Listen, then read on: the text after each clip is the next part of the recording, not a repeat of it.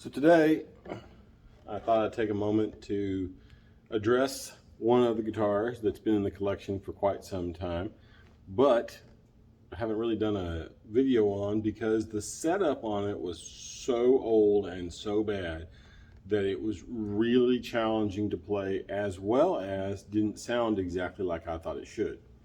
So this is apparently one, according to Gibson, 1992 custom shop 12-string Dove in Cherry Sunburst.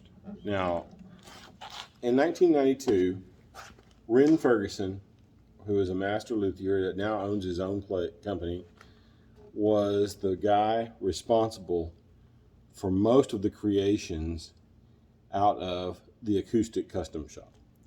Now this guitar, as you well know, we have a 63 Dove, and this guitar was made to match it. There is a notable exception.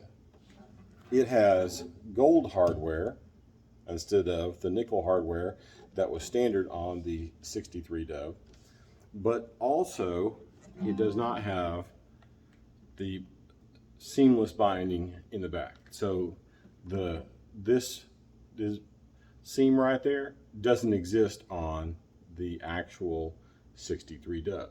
It is just not there. It does still have all the beautiful flamed maple back and sides.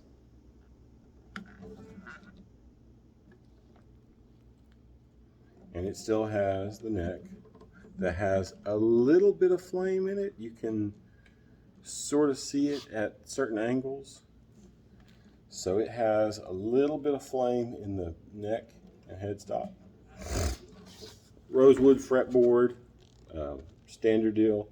But this guitar, when it was made, we think, can't prove this, but we think it was originally strung with 10s or maybe 11 gauge strings. Well, it sounded tinny. It had a really thin sound, and my dad never played it as much as he thought he would because he's used to his 13 gauge strings on the normal 63 Dove, and he just felt like it sounded tinny. And so I played it every once in a while, but the setup eventually got to a point where it just didn't sound right. Like the action was high and everything about it just didn't feel exactly correct. And over the years, people looked at it and said, no, it's set up right, it's set up right. They just have a high setup. Recently, had a chance to go to the Gibson garage. And in doing so, I took it in there and said, hey, I feel like this is not right. And so they took it to their master luthiers, who said, first off, where did you get it from?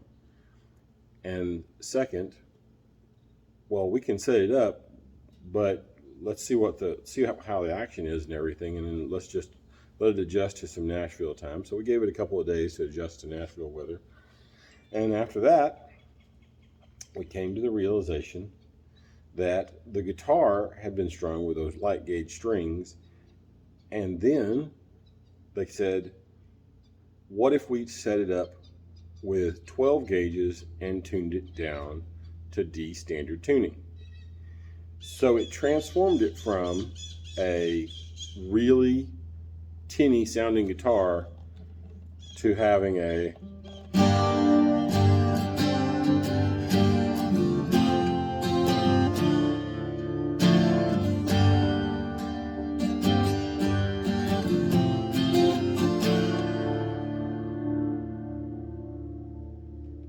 much fuller and rich sound. Now, I've heard people say different tunings and everything. I pretty much adhere to E standard tuning. I'm just that guy. I know that there's a lot I'll do drop D for certain songs, especially heavy metal songs and certain rock stuff. But overall, the acoustics pretty much stay where they've always been, which is E standard. This guitar is definitely the exception to the rule. And if I need it to be an E, I'll capo, because this guitar is radically different at this gauge of string. and I am just in love with the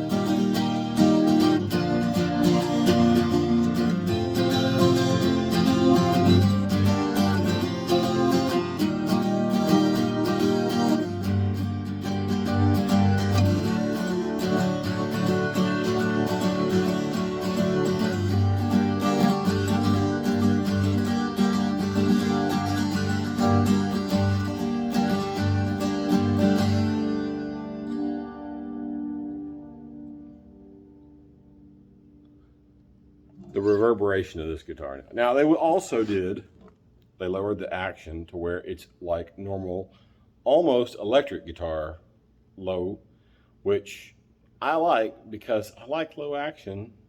I'm just that guy. And they also shaved the saddle because the saddle was one of the things that was raising it up. And that had been that way since the guitar had been made. So the saddle needed to be shaved down some to get that action back to where it was really more usable than not. And I gotta tell you, it made a world of difference. So if you are in Nashville, I highly recommend the Gibson Garage. And if you have a guitar that is something that is one that you want modified or set up differently, their guys really are good. And it may take them a couple of days to get it 100% or to modify it and figure out just exactly what they think is the best way to do it, or if you've decided that what you want and them to do it. But in that Gibson Garage, you can also do things like order custom guitars. And now, recently we've discovered that there's a black one that was black 12-string Dove that was made around the same time. And no one really knows, because the guy won't share his serial number, exactly when it was made. But it has the same inside sticker that this one does. So I'm presuming that Ren Ferguson and, what's his name, John Walker, probably built that one about the same time and might have done it because they had just done this one, or maybe vice versa. Maybe the other one was made first and this one was done because they did. We were always told that Ren got the order for this one, expedited it, because we originally, Dad was wanting it to be a 93 model, and apparently Ren wanted to do this guitar, so they jumped in on it earlier than expected, and it wound up as a 92 model. So maybe there's something to the reason he wanted to do it so much is because there was another one on the workbench, had the jig already set up. No real telling, but apparently there is also a black one, and nobody else has ever said anything about any other ones that were ever created.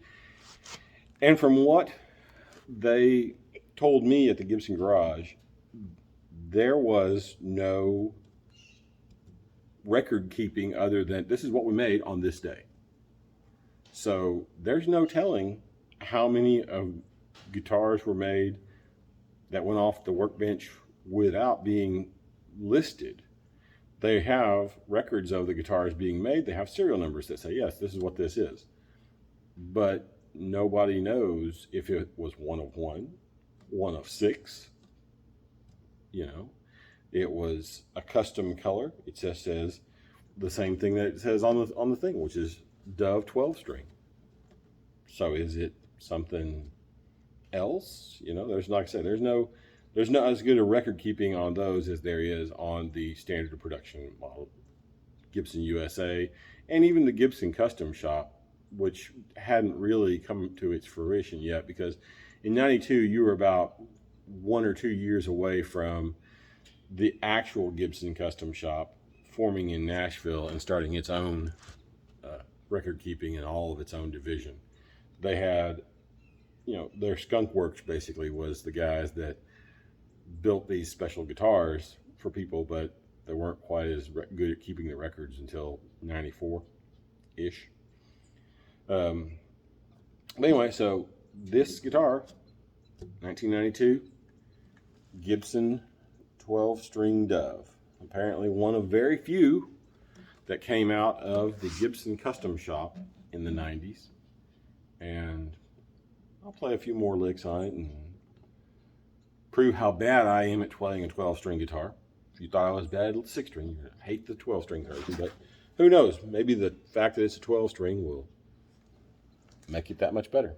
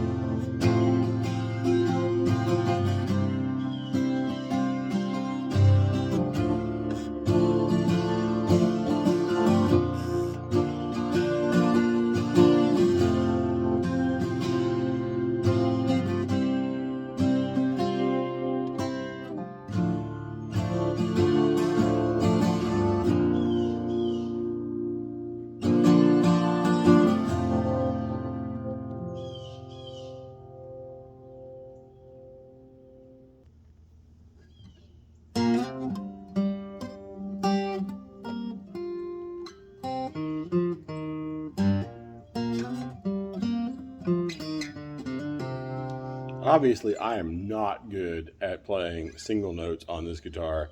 I'm just going to go back to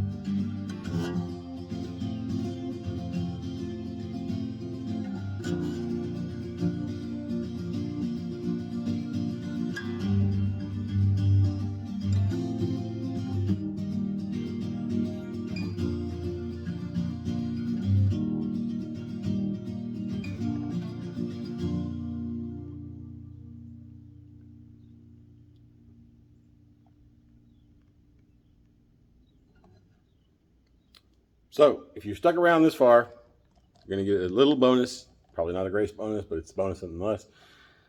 While I was at the Gibson garage, I did get a chance to take a video sample of all the stuff that was in there, even some of the stuff that was running around on the conveyor belt up above. So at the end of this, I'll splice that in, and like I say, you get a look inside the Gibson garage, because I think people have done tours of it, but it's kind of a guided tour, and mine was more of a just looking at the different stuff. Pay close attention. There's some really nice Brunswick Sparkle guitars that are ES models that are hanging from the conveyor belt. So check it out. Till next time.